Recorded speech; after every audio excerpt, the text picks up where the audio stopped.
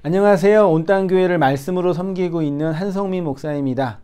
온땅교회 유튜브 채널을 시청해 주셔서 감사합니다. 설교를 들으신 후에 좋아요와 구독을 꼭 눌러주시면 감사드리겠습니다. 온땅교회 말씀 사역에 큰 도움이 됩니다. 오늘도 말씀 안에서 평안하시고 즐거운 하루 되시길 바랍니다. 감사합니다. 구독과 좋아요를 꾹꾹 눌러주세요. 감사합니다. 마가복음 네 번째 시간으로 예수님의 광야 시험, 성도의 인생 시험이라는 제목으로요. 말씀 상고해 보도록 하겠습니다. 예수님은 요한에게 세례를 받으시고 그 받으실 때 하늘로부터 너는 내 사랑하는 아들이고 내 기뻐하는 자라는 성령의 인침을 받으셨죠. 이후 곧바로 마가는 예수님을 성령이 이제 광야로 몰아낸다라는 단어를 사용했어요. 언어도 그런 뜻으로 되어 있어요. 이렇게 밀고 가는 것처럼 가서 누구한테요? 사단에게. 마가는 사단이고요. 마태는 마귀라고 되어 있어요. 사단에게 시험을 받고 들 짐승들과 함께 계셔서 천사들에게 수종을 들었다라고 되어 있고, 요 예수님의 광야 시험은 마태, 마가, 누가 복음, 공관복음에 나와 있는데요. 마태복음은 마가복음은 단 2절로 기록되어 있지만 마태복음은 11절로 기록되어 있어요. 본문 다시 보시면 제가 볼게요. 뭐가 좀 차이가 나는지, 양뿐만 아니라 또 진술하는 내용도 다르거든요. 그때 예수께서 성령에게 이끌려 마귀에게, 마가는 사단에게죠.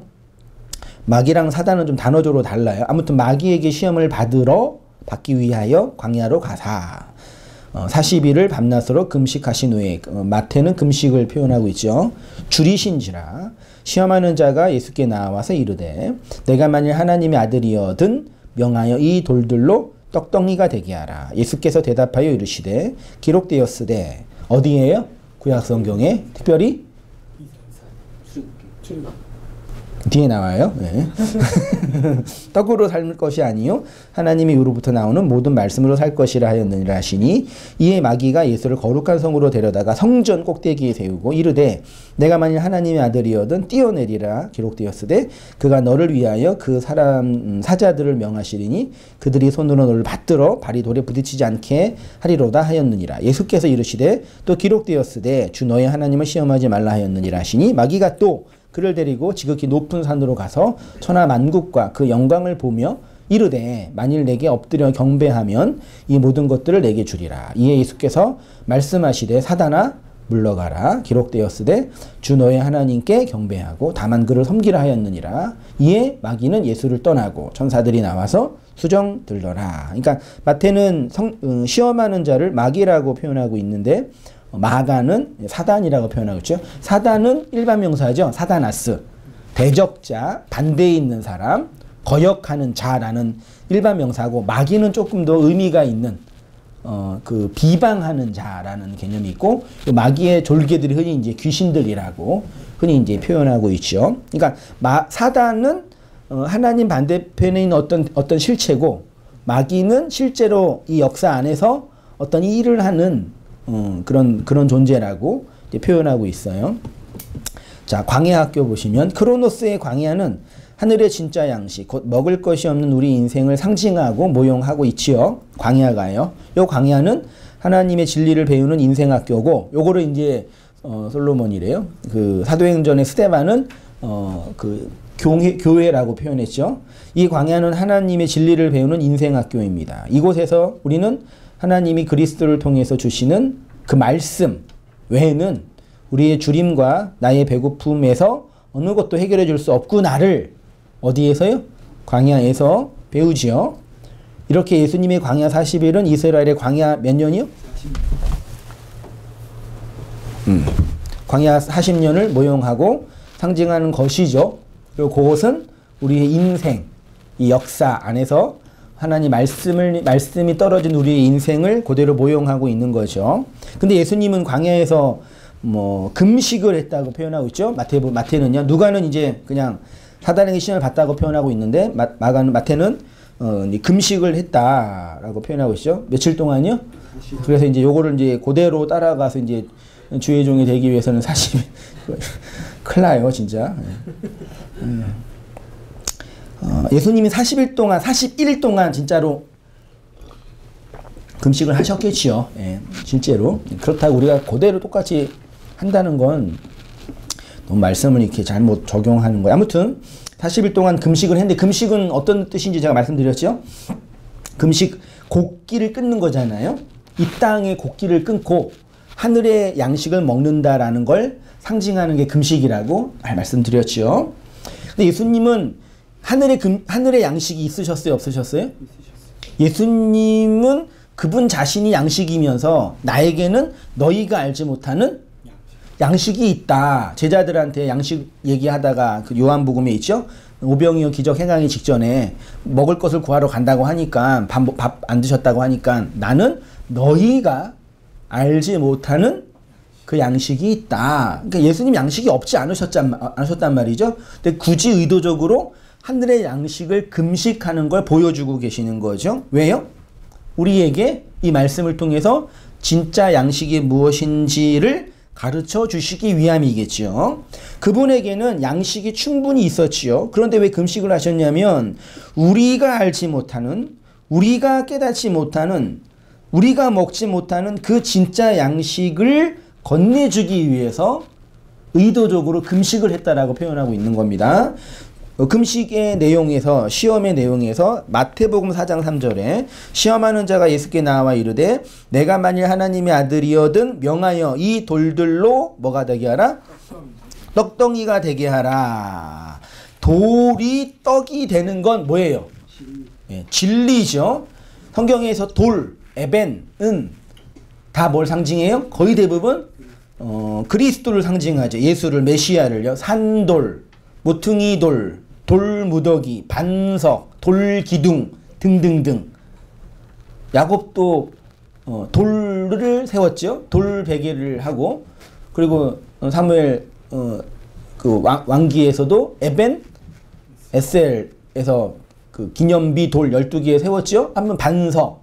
그러니까 시편 기자들이 반석이라고 하는 것도 다 에벤이에요. 돌이에요. 이게 결국 메시아를 상징하고 설명하는 거지. 그 돌이 뭘로 오신 거예요? 떡, 먹을거리로 오셨잖아요. 맞잖아요. 그럼 돌이 떡이 되는 건 사단이 굳이 얘기하지 않아도 원래 그렇게 되는 거죠. 맞잖아요. 네가 예수님이 굳이 안 해도 원래 그런 거라고. 그게 진리라고요. 그런데 예수님이 뭐라고 그러시냐면 4절에서 예수께서 대답하여 이르시되 기록되었을 때 사람이 떡으로만 살 것이 아니요 하나님의 입으로부터 나오는 모든 뭘로요? 말씀으로 산다.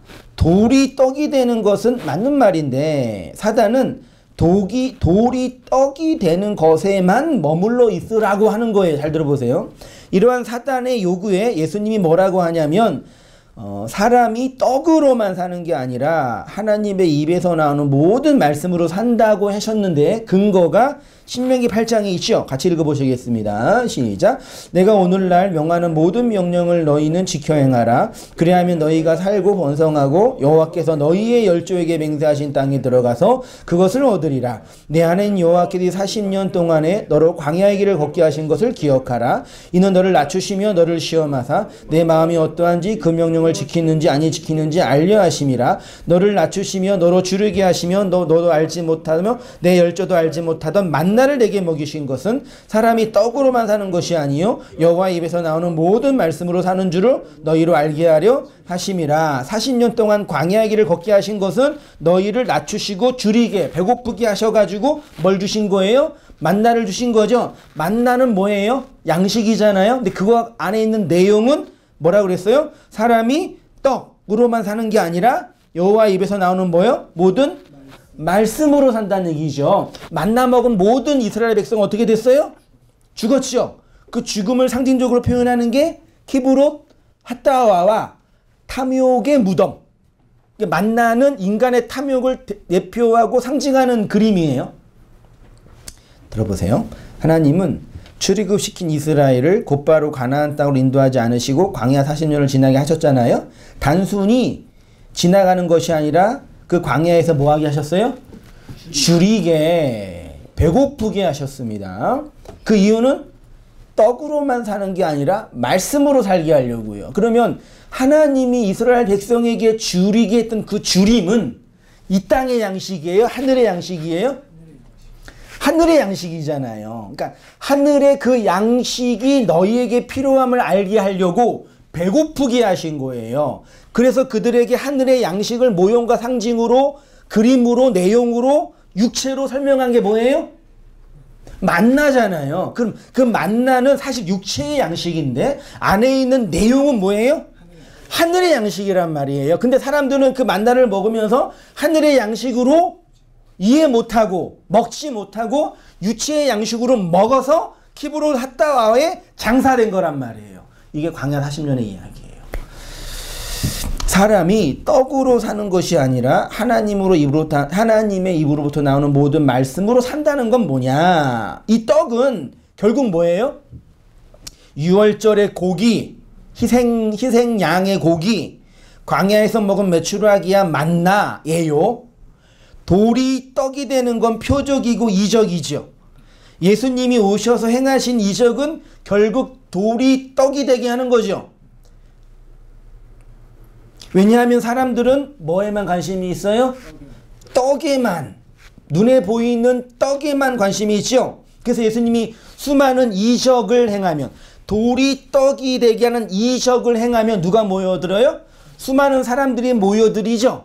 그들에게 너희가 지금 먹은 떡은 이런 거야 라고 얘기를 하니까 어떻게 됐어요?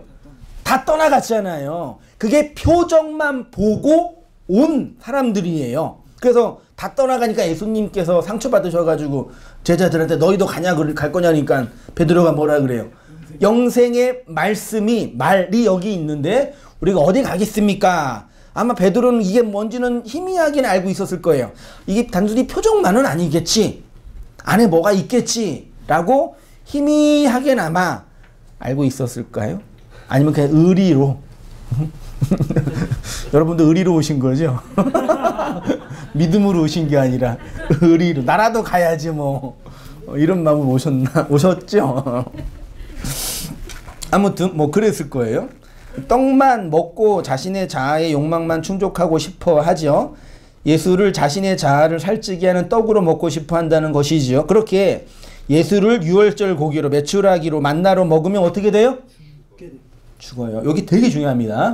그러니까 예수를 믿는다, 예수님을 믿는다, 요거 얘기가 이게 되게 그 예민하고 중요한 부분. 예수를 정말 떡으로, 표적으로 잘 믿는 데가 어디예요? 갑자기 조용해지죠. 카톨릭이 제일 잘하잖아요. 카톨릭의 십자가는 누가 있어요?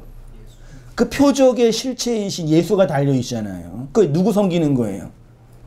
예수 섬기는 거잖아요. 뭐 그거는 뭐 다른 분이에요? 마귀예요?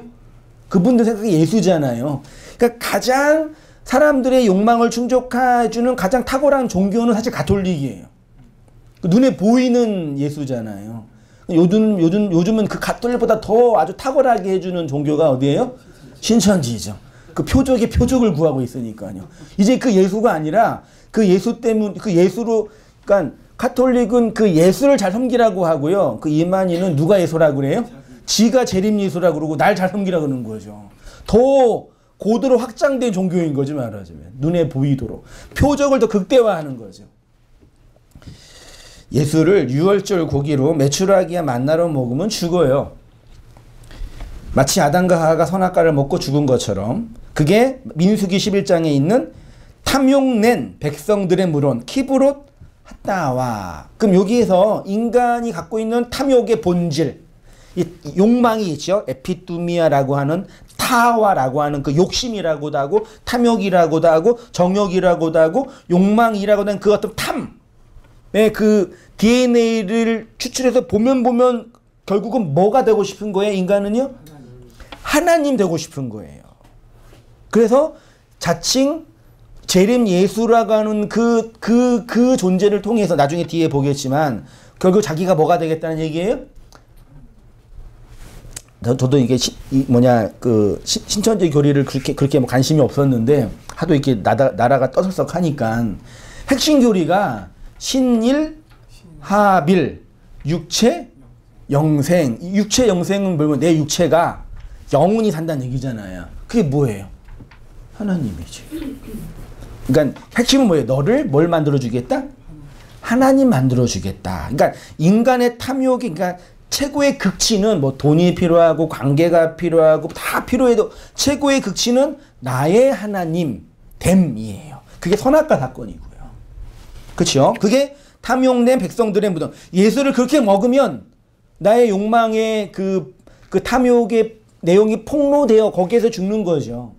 여러분, 기독교 성경에서 인간의 탐욕, 인간의 죄, 인간의 악, 인간의 우상숭배, 제약을 가장 상징적으로 모형적으로 그림으로 보여준 그 장치가 뭐예요? 여기에는 인간의 죄가 가장 가득해 라고 보여준 게 뭐예요? 법궤 안에 있는 땅난 지팡이, 십계명 돌판, 만나항이 이렇게 법궤가 있죠. 법궤요. 그게 하나님의 은혜의 자리이면서 또 뭐가 있어요? 인간의 그 탐욕, 신이 되고 싶은 그 욕망의 핵심을 거기에 집어넣는 거예요. 그게 탐욕의 무덤인 거죠. 자, 다시 와서요. 돌이 떡이 되게 하는 것이 표적이고 기적이죠. 눈에 보이는 표적과 이적으로는 예수님을 진리로 먹지 못하죠. 진짜 양식, 줄인 자를 배부르게 하는 양식이 되지 못하죠. 이 떡을 하나님의 말씀으로 이해해서 우리의 마음의 양식으로 가지고 있어야 되죠. 근데 사람들은 6월절에 고기, 광야의 메추라기, 만나 먹으면서 그 안에 머물러 있죠. 그렇게 되면 밖의 말씀, 밖의 표적에만 머물러 있는 것이고, 그것은 하나님이 나를 위해서 이런저런 것을 주셨다라고 주여 주여 외치면서 정작 그 안에 있는 진리의 내용이 뭔지 모르는 거죠. 사람이 떡으로만 살 것이 아니요 하나님의 입에서 나오는 모든 말씀으로 산다라는 것이 바로 이런 뜻이죠. 들어보세요. 주님이 줄이신 이유에 마귀에게 이렇게 답하신 이유는 나를 배부르게 하는 것은 표적과 이적이 아니라 하나님의 입에서 나오는 모든 말씀이라는 거죠.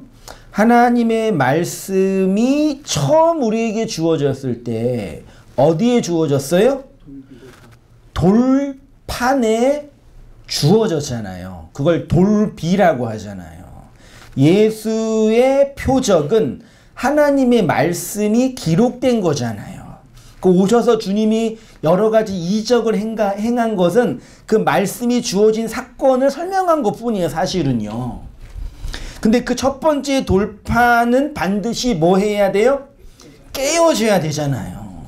그래야지 그 표적 안에 있는 진의, 그 양식으로서의 말씀이 드러나는데, 그때 우리 안에 탐욕낸 백성들의 무덤, 신이 되고 싶은, 아니 신의 자리에 있는 나가 폭로되고 드러나는 거예요. 그때 하나님의 은혜의 시여가 필요한 거죠. 그 말씀은 예수님을 예표합니다. 그래서 그 돌이 떡이 되어야 하고 그 떡은 말씀으로 완성되어야 하는데, 사람들은 돌이 변하여 떡이 되는 표적에만 머물러 있지요. 우리를 살리는 것은 돌이 떡이 되는 표적과 이적이 아니라 그 떡이 우리 안의 양식으로 완성되는 하나님의 말씀인 거죠. 그래서 그 표적에만 머물러 있는 사람들의 특징은 그 안에 말씀이 없어요. 그래서 우리가 하나님이 보여준 표적과 이적으로는 구원받지 못하고 그 표적의 내용과 이적의 진의를 하나님의 말씀으로 이해하고 깨달아야 내 안에 양식이 되는 거죠. 예수님의 광야 시험은 곧 모든 인생이 받을 시험. 예수님의 광야 시험의 핵심은 떡이 돌이 되는 시험이었어요.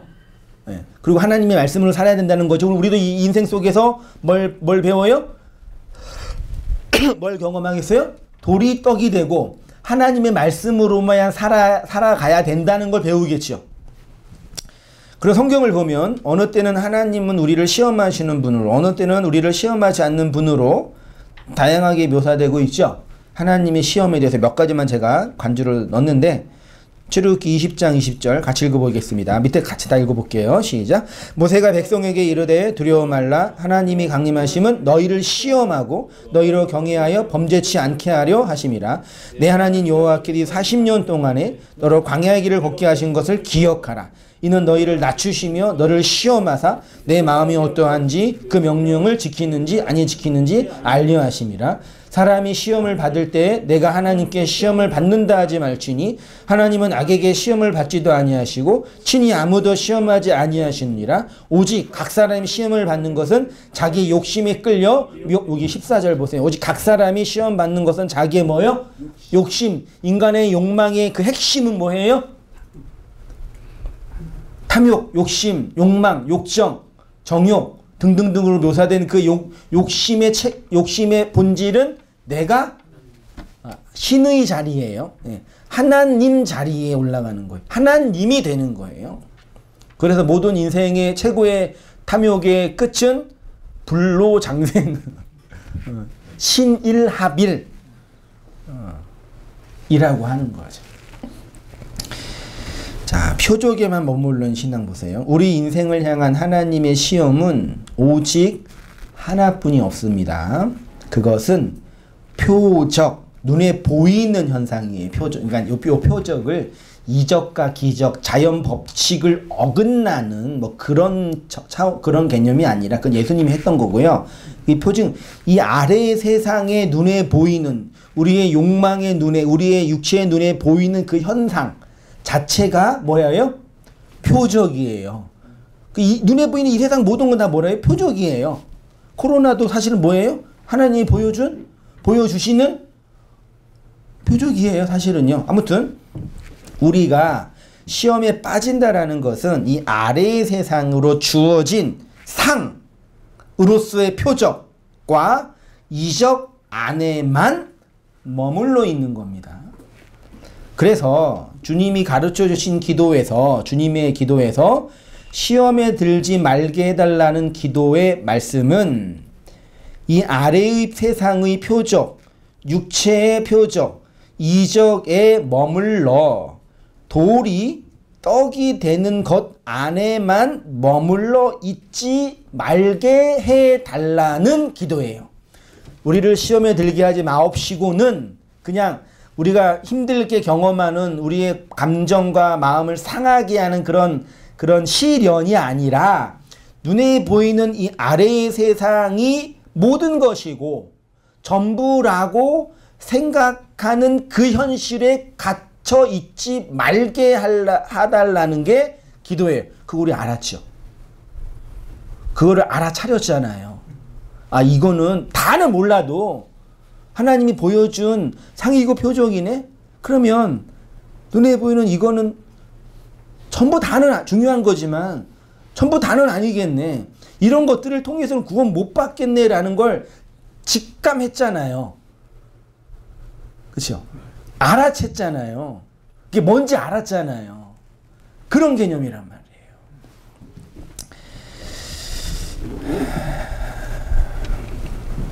이러한 시험은 결국 선악과 시험으로 귀결되죠. 모든 인간에게 선악과를 알게 하는 나무를 먹지 말라는 뭐가 주었어요?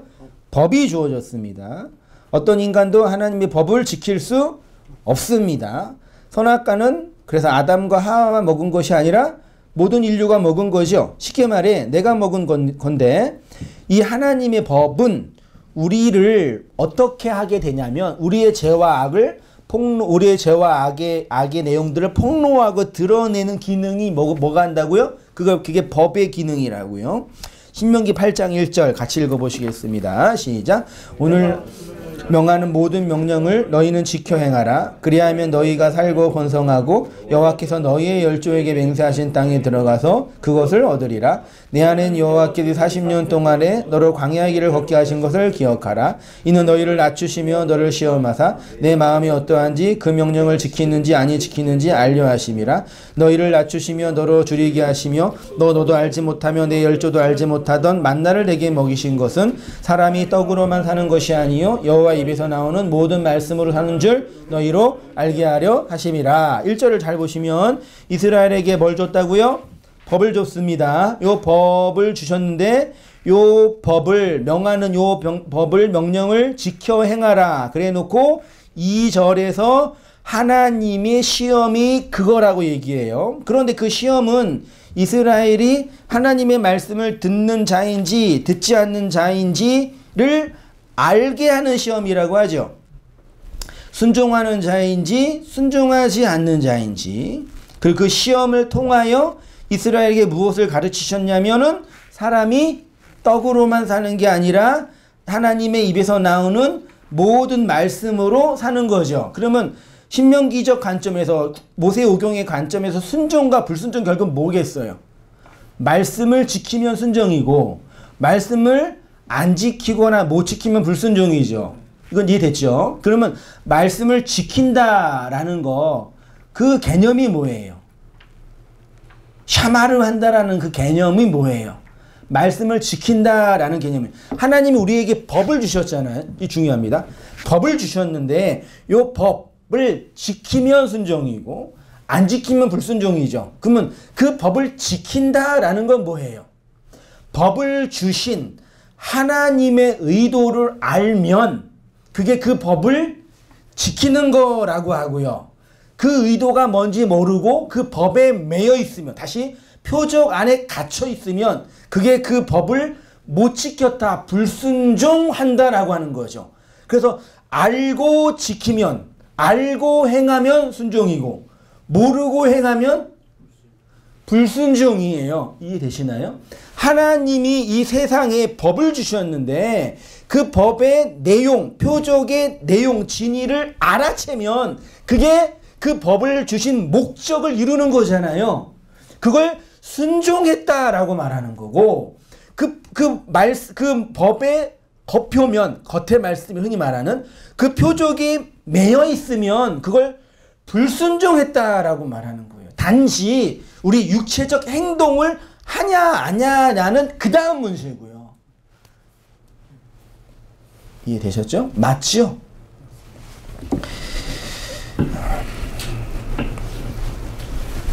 신명기 13장으로 가면 그 하나님의 시험이 조금 더 구체적으로 나타나고 있는데, 제가 볼게요. 13장 1절이요. 너희 중에 선지자나 꿈꾸는 자가 일어나서 이적과 기사를 내게 보이고 내게 말하기를 내가 본래 알지 못하던 다른 신들을 우리가 쫓아 섬기자 하며 이적과 기사가 그 말대로 이룰지라도 너는 그 선지자나 꿈꾸는 자의 말을 청종하지 말라. 이는 너희 하나님 여호와께서 너희의 마음을 다하고 성품을 다하여 너희 하나님 여호와를 사랑하는 여부를 알려하사 너희를 뭐한대요? 그러면 잘 보세요. 너희 중에 선지자나 꿈꾸는 자가 일어나서 이적과 기적을 행한 사람이 누구예요?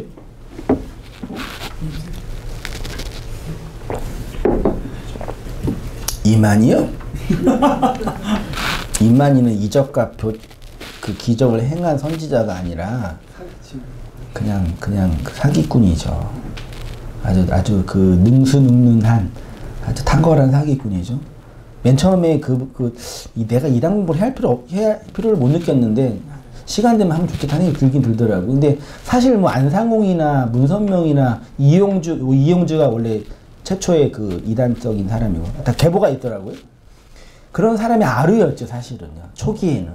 근데 이제 갑자기 2000년 이후에 이상하게 이게 뭐죠? 영업을 아주 탁월하게 아주 그 전투적인 영업을 해가지고 성공을 하고 있는데, 아무튼 선지자나 꿈꾸는 자가 일어나서 이적과 기적을 누가 행했어요? 역사 속에서? 앉은 자를 고치고 눈먼 자를 보게 하고 죽은 자를 살리는 이적과 기적을 누가 행했어요? 예수님이 했잖아요. 그거 말고 누가 기적을 행했어요? 사도들. 예수의 사상을 이어받은 사도들. 이적과 기적을 행한 자는 예수예요. 그쵸? 근데 지금 말한 거예요. 그 예수의 말을 들으면 돼요, 안 돼요? 잘 들어보세요. 그 예수를 가장 잘 믿는 데가 어디라고요? 가톨릭이라고요. 그 예수를 눈에 보이게 사람으로 이입한 데가 누구라고요? 이만희라고요. 아니, 다 다 모든 이단 사이비가 다 자기가 뭐라 그래요? 재림 예수라 그러잖아요. 자기가 예수라 그러잖아요. 가톨릭은 예수를 달아났고, 이해되세요? 왜 그런지 잘 생각해 보세요. 예수님이 오셔가지고 이적과 기적을 행했잖아요. 그치요? 그래서 많은 사람들이 예수를 뭘로 만들려고 했어요?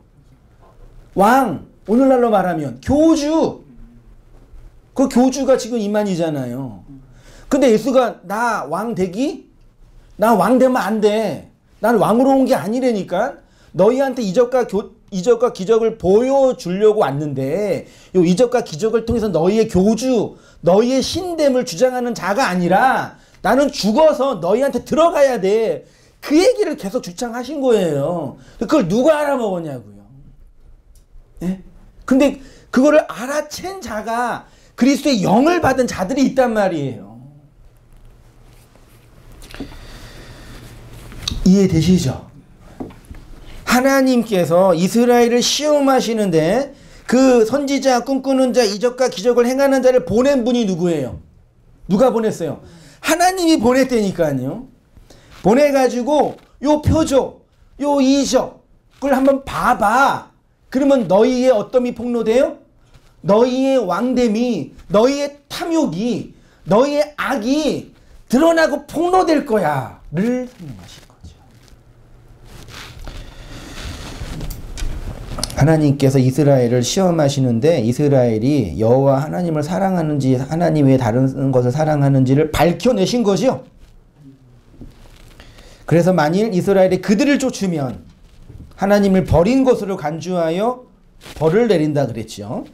13장 4절 이하 같이 읽어보겠습니다. 시작. 너희는 너희 하나님 여호와를 순종하며 그를 경외하며 그 명령을 지키며 그 목소리를 청종하며 그를 섬기며 그에게 부정하고 그 선지자나 꿈꾸는 자는 죽이라. 이는 그라 너희로 너희를 애굽 땅에서 인도하여 내시며 종되었던 집에서 속량하여 취하신 너희 하나님 여호와를 배반케 하려 하며 너희 하나님 여호와께서 내게 행하라 명하신 도에서 너를 꾀내라고 하였습니다. 이는 이같이 하여 너희 중에서 악을, 그러니까 하나님 보시기에 이 세상의 악은 표적, 눈에 보이는 표적, 그 상에 머물러 스스로 하나님 되고자 하는 모든 인간의 그것을 악이라고 하는 거죠. 그러니까 성경에서 말하는 성령, 소위 말해 성령 해방죄는 결국 뭐예요? 한마디로 말하면 하나님이 용납하지 않는, 용서할 수 없는 그 죄를 뭐라 그래 흔히요? 성령 해방죄. 그 결국은 뭐예요? 우상 숭배예요. 모든 죄, 하나님 보시기에 눈에 보이는 죄는 우상 숭배뿐이 없어요. 그 우상 숭배에서 살인과 간음과 거짓말과 도둑질이 나오는 것뿐인 거예요, 사실은요.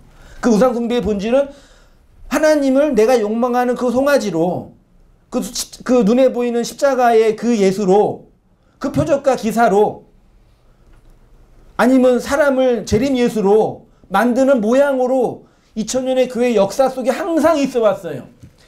그런 적이 없는 적이 단 한 번도 없었어요.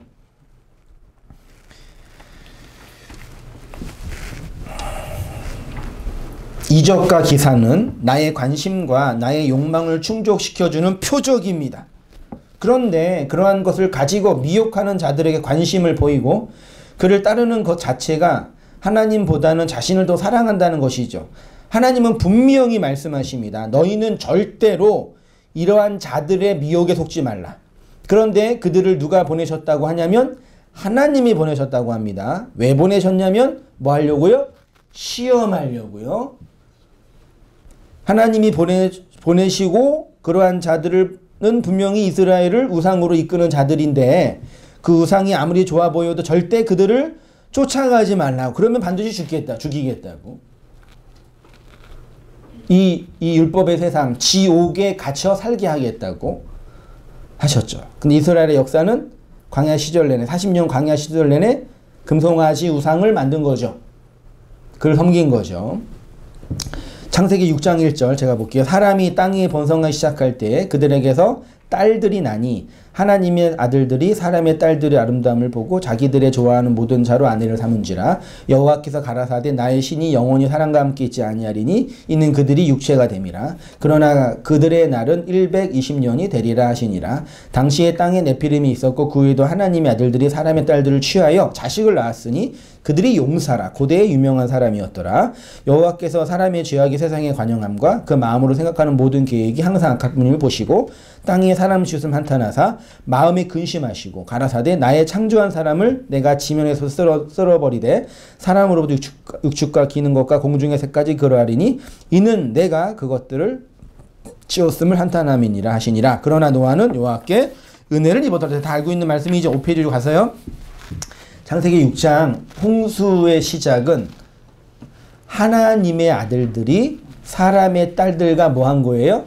혼인한 거죠. 그 혼인을 영적인 간음이라고 말할 수 있는데 그 혼인에서 누가 나왔어요? 고대의 유명한 사람, 용사, 소위 말해 네피림이죠. 요 종족이 결국은 뭐예요? 신. 그래서 고대 시대부터 모든 민족과 종교의 신을 숭배하는 자들은 다 탁월한 자예요. 뛰어난 자, 용사예요. 그들이 가장 신의 자리에 접근했다라는 거죠. 그들을 통해서 나의 욕망이 투영되는 거죠.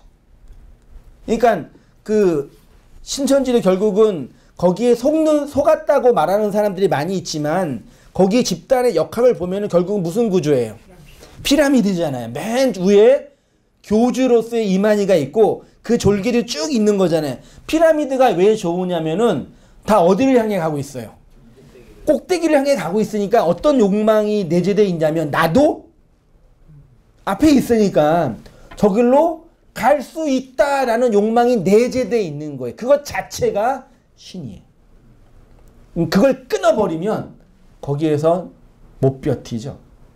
그러니까 복음이 우리를 이 피라미드 세상, 이 지옥의 세상에서 끊어버린다라는 개념은 넌 신 아니야. 하나님의 자리에 네가 올라오는 게 아니라 너는 죽고 낮아지고 없어져서 내가 너에게 내 머리를 부어서 나의 은혜를 부여해서 너를 내 자녀로 만드는 게 나의 뜻이야. 그게 하나님의 구원의 계획이고 구속사잖아요.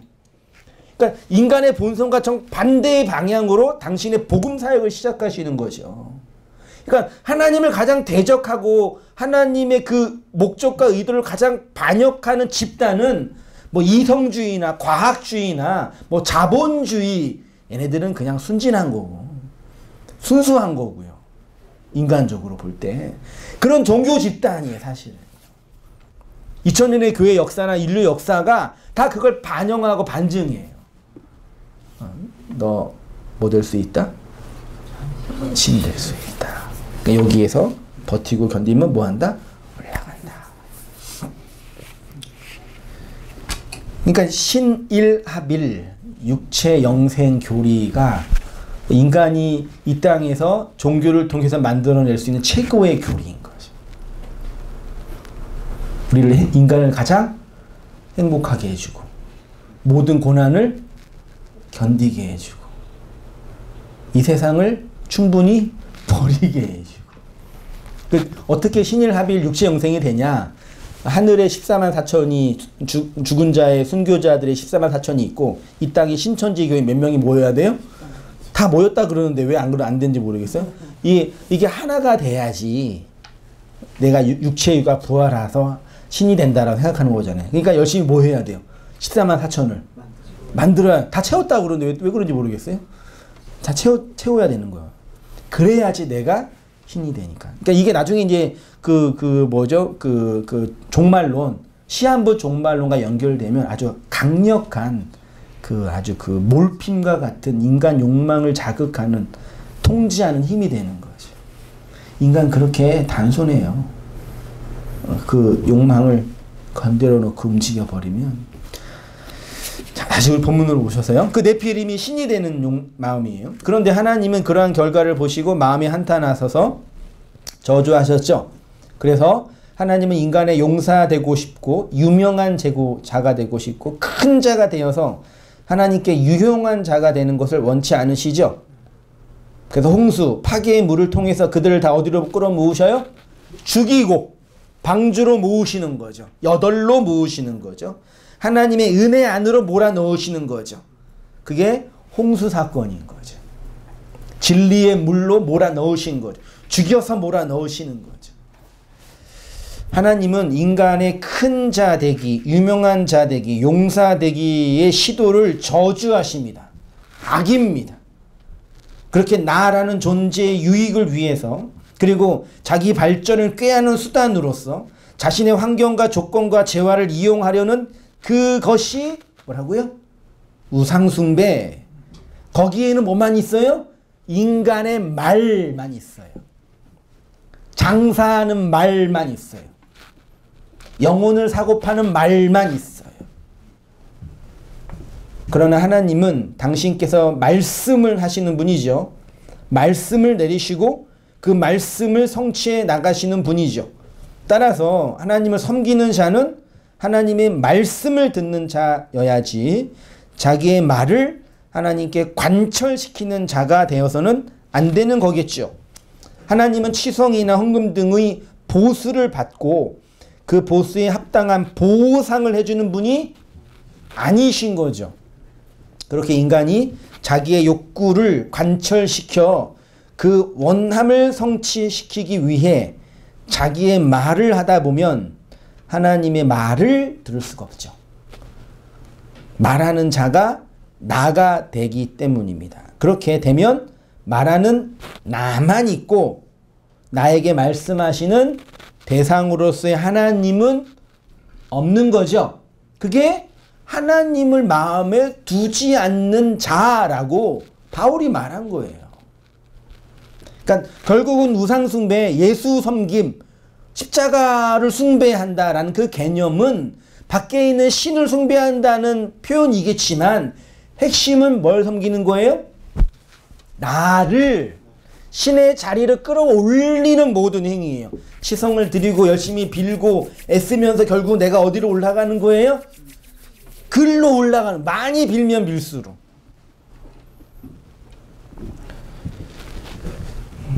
그렇게 인간이 애굽의 종되었던 자신의 실체를 잊어버리고 자기가 원하는 미래 되고 싶은 나를 추구하게 될 때 그들의 하나님을 우상으로, 그들은 하나님을 섬기는 자가 됩니다. 이러한 표적과 기사 그리고 우상 숭배 안에 갇혀 있는 작금의 교회 현실 속에서 기복주의, 신비주의, 율법주의를 뛰어넘는 이단 사이비가 있는데 그들이 바로 요즘에 핫한 뜨거운 감자인 신천지라고 하죠. 이들의 교리, 이의 교리 핵심이 신일, 이거 오타입니다. 신일이라는 신임합일, 영생 불사, 내 육체가 영원히 사는 거라고. 그러기 위해서는 14만 4천이 완성돼야 되고, 그러기 위해서는 말씀이 풀려야 되고, 말씀을 풀리기 위해서는 임받은 자가 말씀을 풀어야 되고, 그 임받은 자가 이만희이고. 아주 단순한 교리예요. 그리고 성경에 있는 여러 가지 그 비유풀이나 그런 것들을 그 걔네들은 한글 개역 성경만 사용한다면서요. 다른 성경 가지고 가면은 갖고 오지 말라고. 왜 그걸로만 풀리니까 말씀이 아주 웃기는. 이러한 교리는 신천지뿐만 아니라 영생교 한참 유행했었죠. 신옥주 씨도 주장하는 바죠. 이러한 육체 영생 교리는 인간의 신이 되고 싶어하는 그 욕망의 극치예요. 행복, 이 정도 아니에요. 행복은 진통제라고 한다면 신이 되고 싶은 욕망은 몰핀 정도 돼요. 몰핀은 마약이잖아요. 그러니까 우리는 행복을 위해 살잖아요. 행복을. 근데 그 신이 되는 거는 그냥 몰핀 맞는 거라니까요. 마약 먹는 거라니까요. 그러니까 실제 마약이 아니라 심리적 마약이에요. 그러니까 마약 맞은 거예요. 심리적으로 하는 이야기. 고대 시대부터 모든 인간은 불로장생 하고 싶어 했죠. 돈이 있고 권력이 있고 명예가 있으면 인간이 올라가고 싶은 최고의 자리이죠. 신천지와 신옥시 씨가 동일하게 주장하는 성경 본문이 계시록 20장 4절이에요. 여기에서 죽지 않고 영원히 산다. 뭐가 죽지 않고? 육체가. 20장 4절 계시록 읽어보겠습니다. 시작. 또 내가 보좌들을 보니 거기에 앉은 자들이 있어 심판하는 권세를 받았더라. 또 내가 보니 예수를 증언함과 하나님의 말씀 때문에 목배임을 당한 자들의 영혼들과 또 짐승과 그의 우상에게 경배하지 아니하고 그들의 이마와 손에 그의 표를 받지 아니한 자들이 살아서 그리스도와 더불어 1000년 동안 왕노릇 하리로다. 왕되고 싶은 귀신들의 발광이죠. 하늘에 순교자의 영 14만 4천이 이미 있고요. 영계에 순교자의 영이 있고요. 땅에는 누가 세워져야 돼요? 신천지교인 14만 4천이 세워지면 신과 하나가 되는 신일합일 육체 영생하게 된다고 믿는 거죠.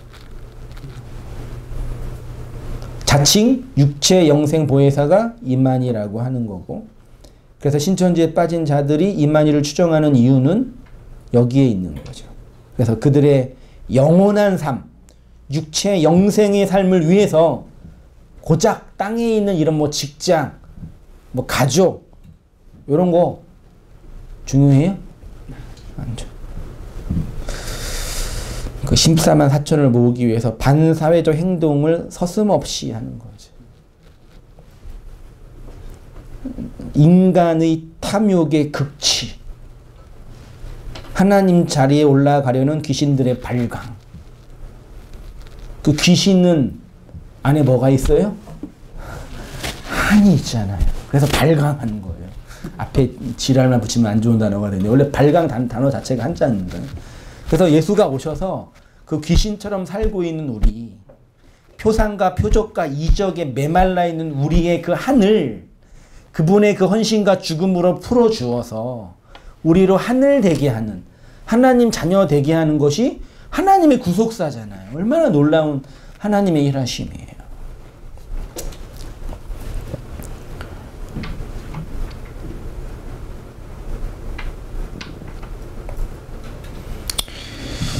그래서 하나님의 은혜는 큰 자로 살고 싶은, 표적과 이 기적에 매여 있는 우리로 살고 싶은 우리가 작은 자로, 그 안에 있는 진리와 내용을 알아차린 자로, 깨달은 자로 이끄시는 거죠. 그러나 하나님은 우리의 없음의 자리, 죽음의 자리 안에 진리의 말씀을 세우심으로 하나님의 능력을 나타내십니다. 그래서 바울이 뭐예요? 약할 때 강함 되시고, 죽어서 살아나고, 비움을 통해 채우시고, 그런 표현을 한 거죠. 그것이 돌로 오신 예수가 떡이 되는 이적을 통해 그 안에 있는 하나님의 말씀을 양식으로 먹어 구원받는 거죠. 그러니까 눈에 보이는 상, 그 표적, 이 모든 것이고 진짜이고 온전한 것이라고 생각하는 것에서 나와 저 초월과 피안의 하나님의 너머에 있는 그 사랑이 있음을 깨닫는 걸 낮은 자로 살아간다, 구원받았다라고 표현하는 거죠. 그것이 돌로 오신 예수가 떡이 되는 이적을 통해 그 안에 있는 하나님의 말씀을 양식으로 먹어서 구원을 받는 것입니다. 이러한 복음의 진리를 잘 가르치고 건네주기 위해서 우리를 어디로요? 광야로 몰아 넣으시는, 거기에서 줄이죠. 육체의 양식이 없어서 줄인 게 아니라 하늘의 그 양식, 그 표적 너머에 있는 그 의미가 없어서 줄이잖아요. 그래서 아버지의 입에서, 하나님의 입에서 나오는 그 말씀을 사모하잖아요. 그것이 나를 살게 한다고 내가 경험하니까요. 그래서 이렇게 표적과 이적의 진위를 알아서, 알아채려서 하나님 입에서 나오는 모든 말씀으로 살아가시는 모든 성도님 되시기를 주님의 이름으로 축원드립니다. 기도하겠습니다.